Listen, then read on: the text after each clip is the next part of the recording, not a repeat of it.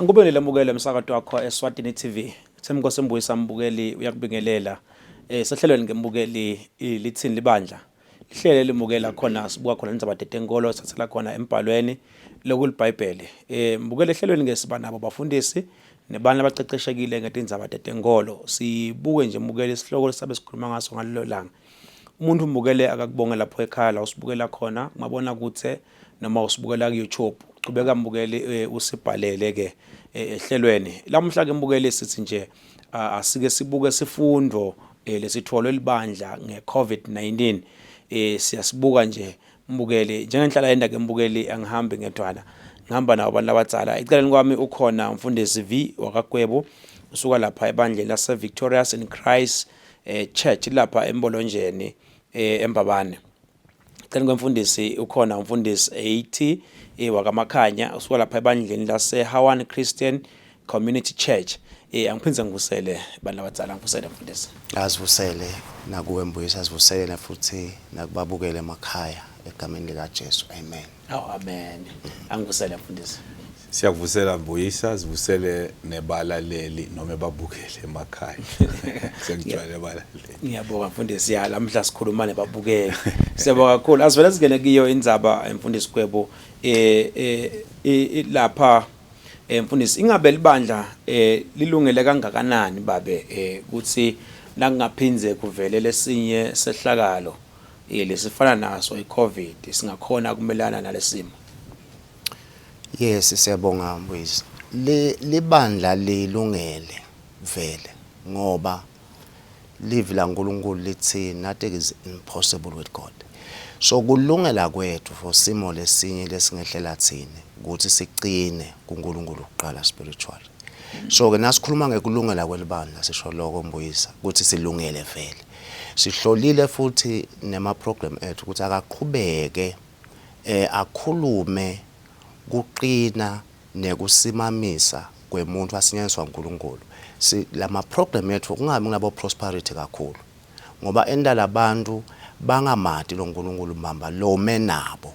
So iprogram ke leyo lendala libandla libe ready kumelana nedehlakalo. Kwesibili si ready ngekumelana ngedehlakalo sesifunzile ukuthi kufuna sakhe ebudlelwane sipartnerishe nalabanye abantu fana naye uhulumeni nemanani organization la nawo labuke inhlala kahle yemuntu sifundzisane ukuthi nathi singabamba kanjani. Kulokunye lesi ready kuko ukuthi sikhanzile ukuthi kuyadzinga financially libandla li engage ekubukeni indlela ukuthi libandla lingaba financial ready kanjani. Lingabe selisina kunesimo selikhanza libeka ipressure idikwe abantu. Libe lona lingakahleleki. So libandla sibukile ukuthi it must have a program where nathi financially we are stable as a church. Yes. Ngiba kakhulu mfundisi. Mfundisi mhlawumbe ngayilobola nawe uthi ngabe libandla lilungele kangakanani babe kulele sikhuluma ngawo.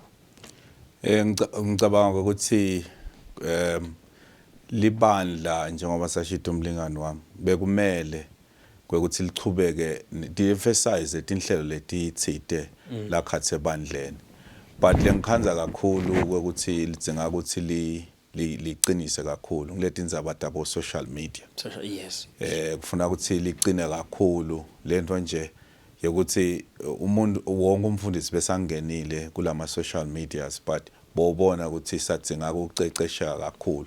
Uyakufunza lokho ukhanza sokufunza online ubuke ukuthi wenda kanjani but siyadzinga nje ukuthi sicecesheke. There are so many people esifuna siba outreach ngade social media.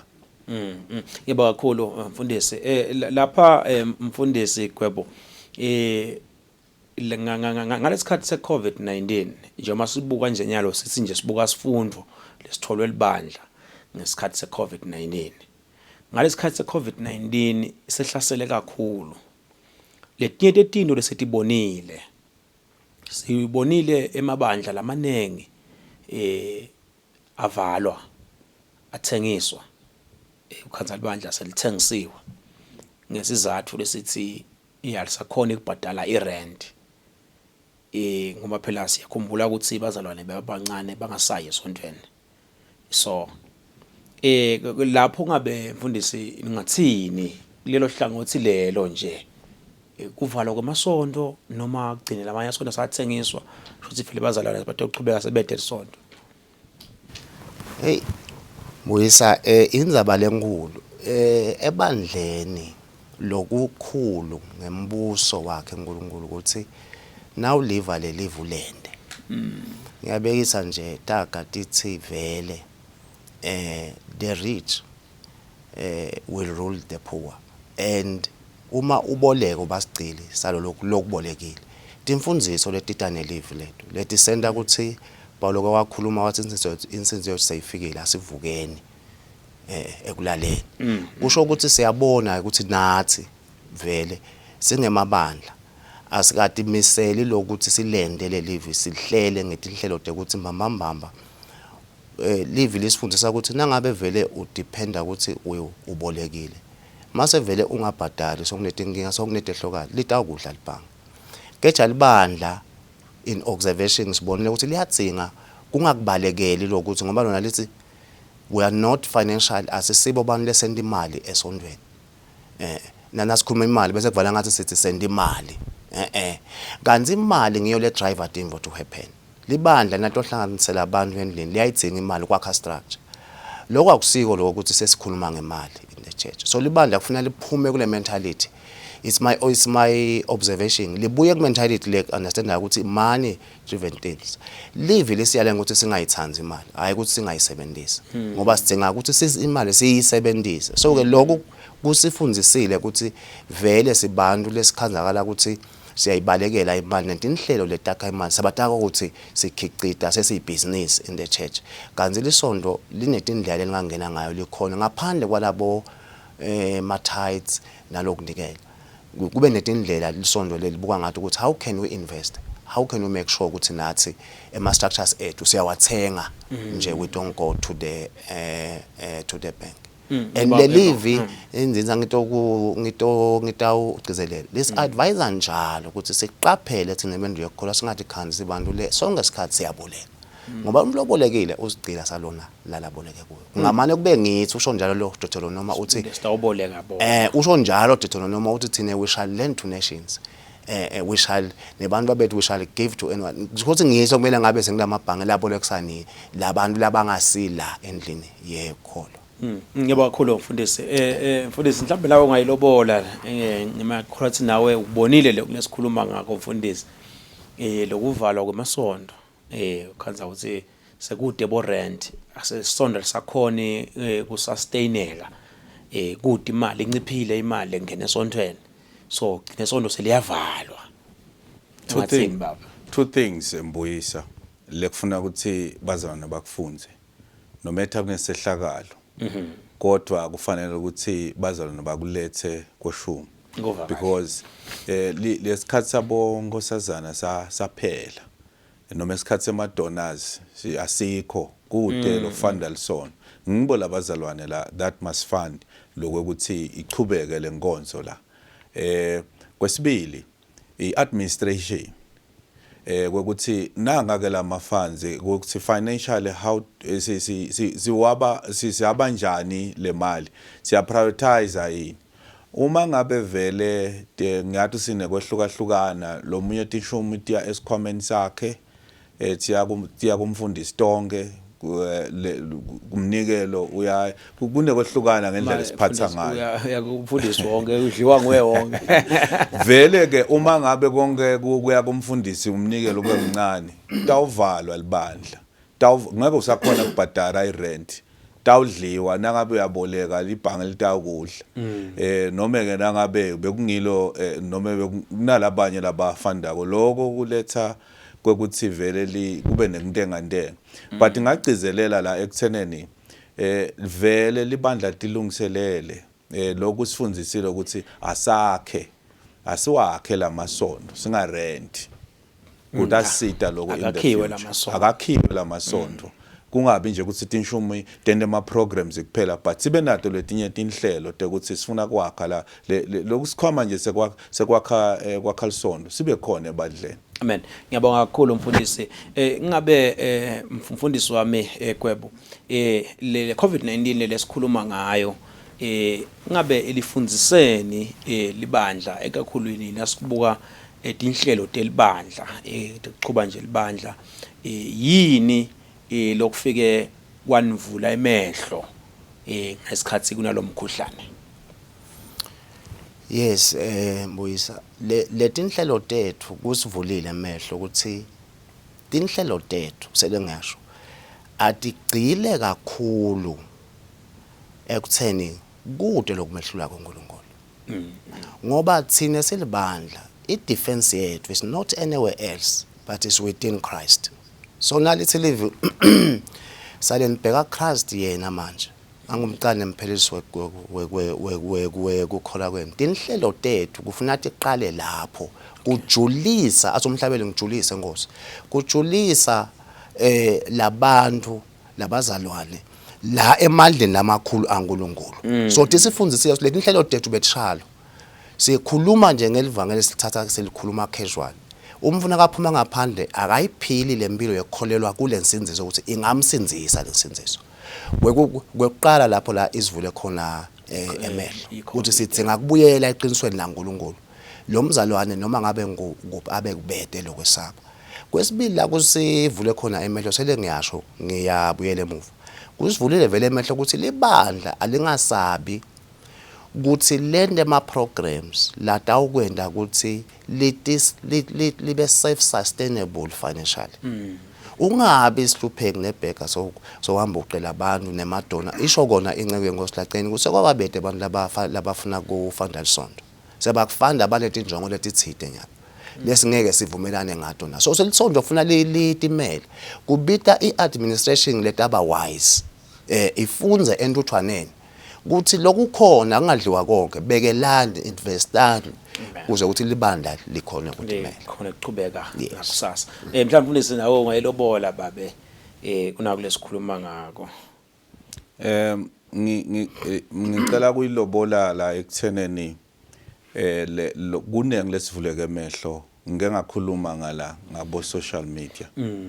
Ngifuna ukugcizelela lapho lokuthi bafundisi noma elibandla ali invest ku department yala ka media kuze watokhona labazalwane usinatfika isikhathi leti nje sikhona lelibandla lasendulo nalo lahlakadeka lenye into Paul labeka yenda kwakulibhalela lelibandla. That's another media lebeyendeka. So ngakhutsata nje ukuthi libandla let's invest asibe nawo amakhamera basakatelo bazalwane hayi bazalwane kuphela balelisono nje nalabanye nje sikufake ku social media nalabanye kulabanye emavi ngoba uyamangala ukuthi noma ngabe uyashumayela la nalolwimi lwakho ukuthi usebenzise tonke kuzivule emehlo lokuthi it's another platform lesingayisebenzisa ungabe ngilabazana balapha singabuki nje kuphela la sondweni kuphela. Yes.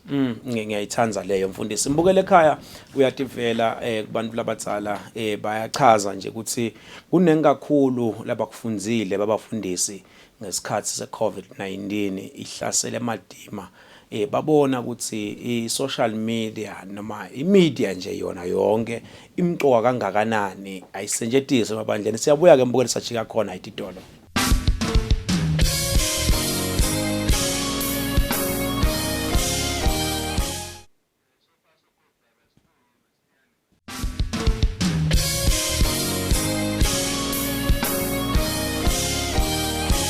Ngikubukela Mbukeli singavule umsakazo wakho Eswatini TV. Sehlelweni ngembukeli Litsini Libandla. Lamuhla ke sikhulumisa nje sifundvo lesitholwe libandla nge-COVID-19. Bafundisi bami bayikhulumisa lendzaba ukuthi kunenge labakutholile. Lapha mfundisi Gwebo. Ingabe vele lama digital platforms besikhuluma ngawo lekufaka ekhathi bona labo social media lesicetha ukukhuluma ngabo nemfundisi sitoqhubeka yini siwabone emabandleni cause nyalo lapha sibonile ukuthi uhulumende waMaswati siwavumele emasondo ukuthi asangaya ku full capacity bazalwane bete bonke esondweni. Yes Moyisa sitawuqhubeka vele siwabone ngoba njengoba sichaza nje kusivule emehlo is key ukuthi asiko about internally kuphela. Utawukhumbula ukuthi Libandla kuye kuthiwe kune vertical ministry kusho ukuthi ni worship nje uNkulunkulu kuphela. Bese kuba ne-internal ministry so ukuthi nibukela abazalwane ngekhathi. Bese kuba ne-external ministry la khona kufuna niphume ke manje nile ngaphandle ninanzela abantu. Sibonile ke kusifundisile ukuthi vele noma ngabe unemandla langakanani ufuna kuphume mase sokune covid ngeke usaphuma ufike le ngaphandle ngana ukhona ukuthola lalaba lakhathi. So ke it's key ukuthi la mathitha aqhubeke abe khona. Kwesibili ukusifundisa kona ukuthi kudulile vele nangathi nyalo ngifuna ground Swaziland ngedimvuselelo is very expensive.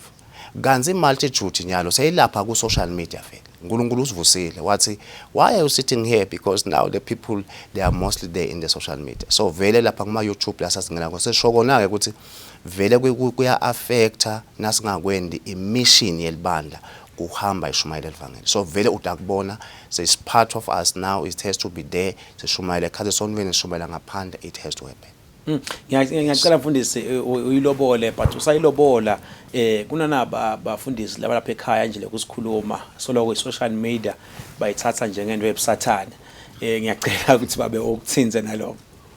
Iqiniso ngingathi Mbuyisa leti incwadi esitifundzako leti nengitakhona ngasho ukuthi social media ngoba wekubhalwa lapha kwakungindlela le-communicator ngilenye indlela leseyikhona ukuthi sixhumane sikhulumisane. Ngathi nje kubafundisi labo labathi kubusathane akusibo ubusathane indlela lesixhumana ngayo le indlela leseyikhona kumele sixhumane ngayo.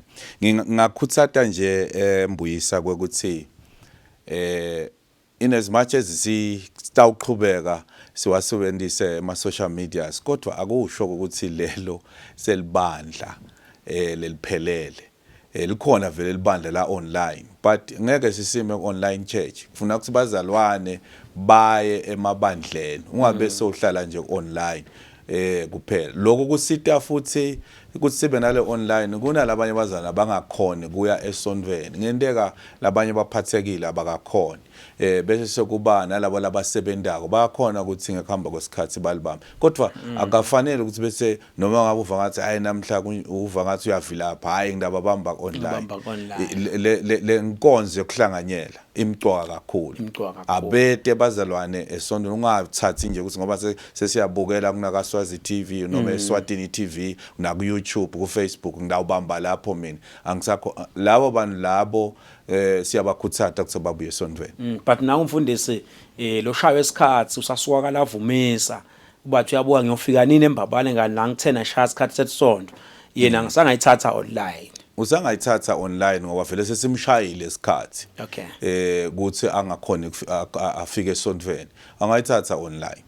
Yaba kakhulu mfundisi mhlambe nje mfundisi Gwebu siyafuna kwadi lapha nembukelo ukuthi ngabe vele ukhona yini umehluko in terms of attendance ebazalwane noma labanye solo bagcine esontweni nakufika iCovid babaleka bathi hawo asisabuye esontweni. Siyabonga Mbuyisa. No, seyikhona Mbuyisa.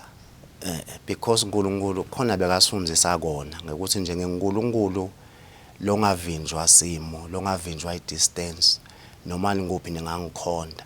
Ethi khona imbobo ongeke uyireplace ukuthi sibonane nje ngoba sibonana nje.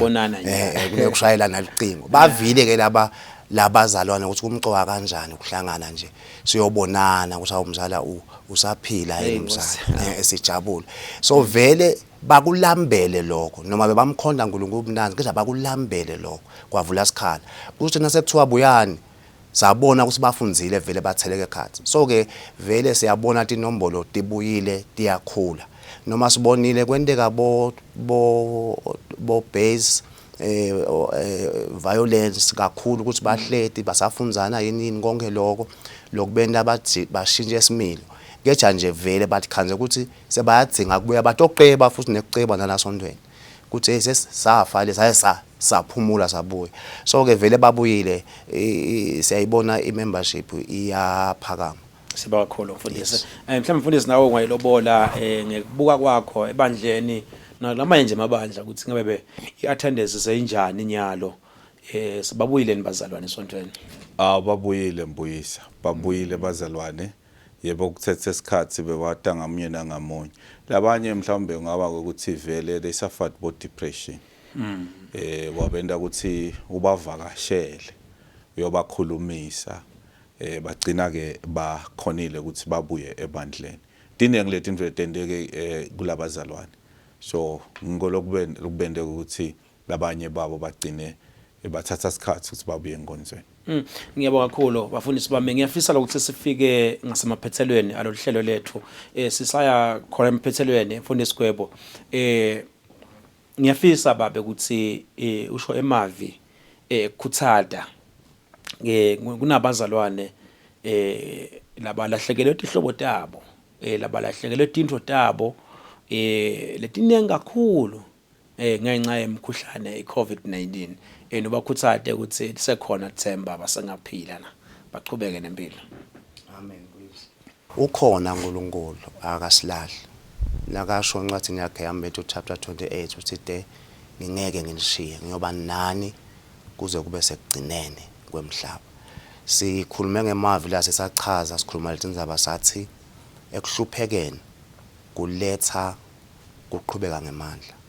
Uthi Paula ebuthakathakeni bami emandla kaNkulunkulu abonakaliswa amakhulu. So ke siyamthemba uNkulunkulu lokungenelelako lathi usedude yena is a friend that is closer than a brother. Siyathi uNkulunkulu unathi siyathi futhi uNkulunkulu uyatisula tinyembethu uthi usinika umdududu wamoya longcwele lo sidudu takho asingabadi ngalokho silahlekele kweja uNkulunkulu uthi noma ngabe imvoti ilahlekile uNkulunkulu lotibisela kodinto phela nje ngishito nasichaza la sathi kuhanjwa ngekukholwa la kakhulu nekuthi ke sikhuluma indzaba yekusuka to the past sishito sathi bande ya traumatize ushito inceke ngosi sithi ngabo counseling lokunye kubita abazali sibakhulumise ukuthi asi question to the past uthi Paula lokungenda ngikhona ekhamba ukuthi ibophelela kulokusembili keja ngithanza Roman chapter 8 nakathi kude lokungangihlukanisa noluthando laKristu kungaba kufelwa kungaba kuluza tinto kungaba yini ngeja kude lokungihlukanisa noluthando laKristu sisho njalo leni ngoba uthando laKristu liyabisela uthando laKristu liyadududana uthando laKristu lento lesingeke sikwende nawe mbuyisa kwami so siyabakhuthatha nje bazoyo sithi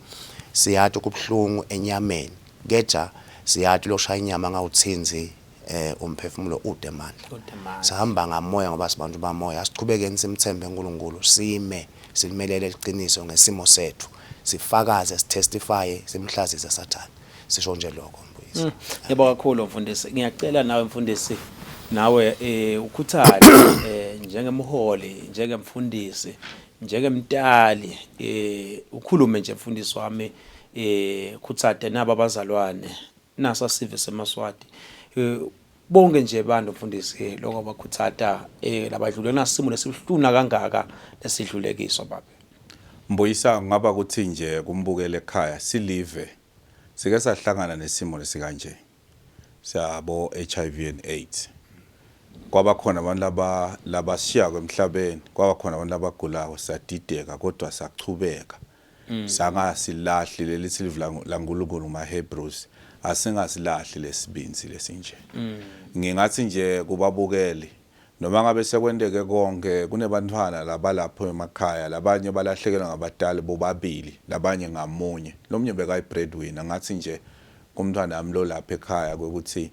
angasilahli lesibinzi angakuyekeli nekukholwa amethembe uNkulunkulu kulawa labasemabandleni netinceke tonke taNkulunkulu noma kulaba bobabe wabo bebabafundisi basishiya emhlabeni uNkulunkulu sekhona unani kungaba nje kuniketa alidolo cina ukuthi ngalenye langa kuyawubonga emachawo bafundisi bami bonke laba lapha emakhaya nibonakele sisibonakele silibandla mbuyisa saphuma ngesikhathi semadima satinikela sacela imindeni yethu saya kulawo makhaya lahluphekile kwathiwa iCovid isetulu kakhulu but saphuma thina sibafundisi saya kulawo makhaya labanye bakuthola lo mkhuhlane bendlule emhlabeni kodwa labanye bagula basinza babuya solo bayibambile ngathi nje bafundisi kuyawubonga emachawe echubekani niwenda umsebenzi kaNkulunkulu ibandla laNkulunkulu lidzinga vele ema leaders la njengani ngesikhathi tema crisis la njengalawo litawakha lelivela kangwane litawakha nombuso wasekhaya ezulwini. Ngiyajabula kakhulu mfundisi ukuthi nje kuvuka lo munye umbutho lapha mfundisi kungasiko umbuto bese kuyavuka nje ukuthi ukukhuthata nje babe naba kakhulu nabantu labasha laba lapha ekhaya labahleli phasi babathi hayi thina umsebenzi waphela ngeCovid kude into yethu bahleli kodwa kude laba kwentaka umkhuthata nje ukuthi umuntu akavuka atibuthe ahamba afuna umsebenzi noma atisebende yena. uNkulunkulu ubusisa imisebenzi yetandla tethu kusho ukuthi likhono lempumelelo libeke etandleni takho. So ke nangumuntu lomusha kufuna ungaqabanga ukuthi kuphumela kwakho kubekwe kumbuyisa noma kubekwe ku government. Kufuna wathi ukuthi ngekudala kwakhe uNkulunkulu wakudala ukuthi ungabi sihlupheke salomnye umuntu utimele. Lokudingeka konje ukuthi ukuqonze lokho lokungekhathi kuwe ukuthi ngalamandla la ngekhathi kuwe ungasukuma ungumuntu lomusha. uNkulunkulu ku Isaiah chapter 60 usifundisile wathi umhlaba will get darker and darker. Geja labange bami lelithemba labo balibeke kimi they will get brighter and brighter. Kusho ukuthi ngalesikhathi ukuthi umhlaba economy phansi thine baNkulunkulu kufuna sisukume sithathe lichaza sibonakale sindlondlobala. So ngiyakhuthata ukuthi sukuma mvulomusha buya tinhlelo uhulumende utivulile debantu labasha sivile uyatimemetela lapha nalapha musani kwesaba ngoba umuntu ushaywa esaba mbuyisa. Hambani bantu labasha niyotihlola leto tinhlelo denu nithathe imali nisebende nithuthuke ngema business. Ngiyabonga mfundisi sesiye manje lesikhathi nawe uyacela ukuthi bakhuthade emakhaya labakhona labanye umunye sowugoqa etandla nje uhleli ukuthi hawu mina vele kude kwami umkhuthade baba Mbuyisa kude umuntu lophuma kunoma kusecollege abe guaranteed ukuthi umsebenzi utawuthola. Kunjalo. Kulamalanga lesisiphila kuyo sekude imisebenzi sekubita kwekuthi vele siyiqale lemisebenzi.